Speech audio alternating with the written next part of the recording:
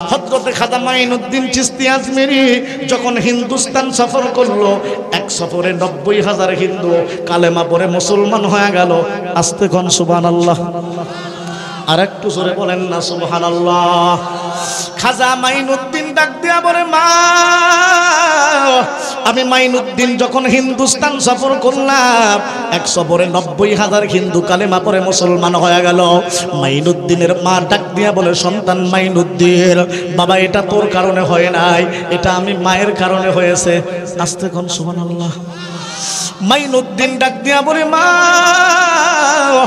তোমার দ্বারা কেমনে হলো একটু জানাও। এই কুপ্তলার আশপাশের এলাকার মা বোনেরা, মাইকের আওয়াজ যাদের কান পর্যন্ত যায়, মা একটু দিলের কান দিয়ে বোঝার চেষ্টা করো।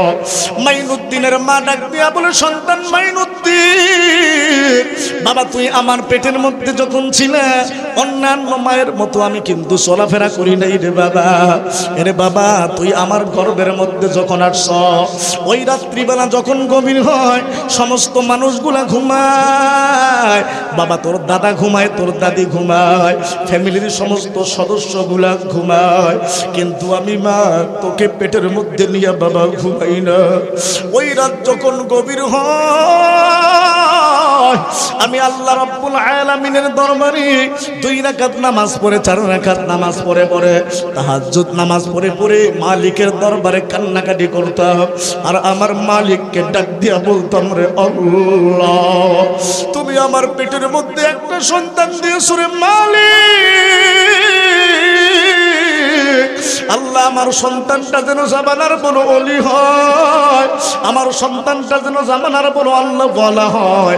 বাবা মাইনুদ্দিন, তোর জন্য রাত জেগে জেগে দোয়া করলাম, আমার আল্লাহ হয়তো আমার দোয়া কবুল করে নিয়েছে, এই জন্য তোর কথার এত তাসির আল্লাহ পাক দান করেছে। তুই যখন হিন্দুস্তানের মধ্যে গিয়া মানুষদেরকে কালেমার দাওয়াত দিছ, আল্লাহ পাক রব্বুল আলামিন তোর হাতে ৯০,০০০ হিন্দু কালেমা পড়ে মুসলমান বানায়া দিয়েছে। আস্তে কোন সুবহানাল্লাহ। এ পদ্মার অন্তরালের মা, মাইনুদ্দিনের মা, মা তুমি মা। মাইনুদ্দিনের মা রাত্রিবেলা জেগে জেগে মালিকের দরবারে সন্তানের জন্য কান্নাকাটি করল, কিন্তু আমার বাংলার মায়েরা রাত্রিবেলা যখন হয়ে যায়, স্টার জলসা, জি বাংলা, এই সমস্ত হিন্দি সিরিয়াল দেখার জন্য পাগল পারা হয়। মাইনুদ্দিনের মা জেগে জেগে সন্তানের জন্য দোয়া করে, আর আমাদের বাংলার মায়েরা রাত্রিবেলা জেগে জেগে হিন্দি সিরিয়াল দেখার জন্য পাগল পারা হয়। জোরে বলেন তো, সমাজের মধ্যে আছে না নাই? এই জন্য কুপ্তরা এলাকার মায়েরা ভালো করে শুনে নাও, আল্লাহ পাক রব্বুল আলামিন মায়ের দোয়া বৃথা যেতে দেয় না। মা যদি আল্লাহর কাছে দোয়া করে, আল্লাহ পাক মায়ের দোয়া কবুল করে না। এই জন্য মাদেরকে বলি, একটু আপনারা ঠিক হন, সন্তানের জন্য দোয়া করেন। এ মুসলমান ইমানদার আল্লাহর গোলাম, দিলটাকে একটু নরম করে দাও বাবা। এ মুসলমান, যে কোনো সময় আজরাইল তোমার জান কবজ করতে পারে। এই যুবক আমার বায়ার নবীকে ডাক দিয়ে বলে, পয়গম্বর, ওই জাহান্নামের আগুন বড় ভয়ঙ্কর। আমি আল্লাহর কাছে দুহাত তুলে ডাক দিয়া বললাম, রে আল্লাহ, তোমার পয়গম্বরের জবান থেকে শুনেছি জাহান্নামের আগুন বড় ভয়ঙ্কর। আল্লাহ, জাহান্নামের আগুন আমি সহ্য করতে পারবো না। আয় আল্লাহ, তোমার পয়গম্বরের জবান থেকে শুনেছি ওই কবরের আযাব বড় ভয়ঙ্কর। কবরের মধ্যে যদি ঈমান হারা অবস্থায়, আমল হারা অবস্থায় যদি কবরে যায়, 2 পাশের ফেরেশতা 2 পাশের মাটি এমন জোরে চাপ মারবে, এক পাশের হাড্ডি আর এক পাশের মধ্যে ঢুকে যাবে।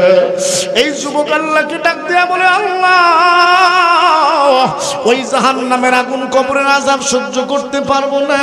আল্লাহ, তুমি আখিরাতের মধ্যে মরণের পরে আমাকে যদি কোনো শাস্তি দিতে চাও, ওই শাস্তিগুলো আমারে দুনিয়ার মধ্যে দাও।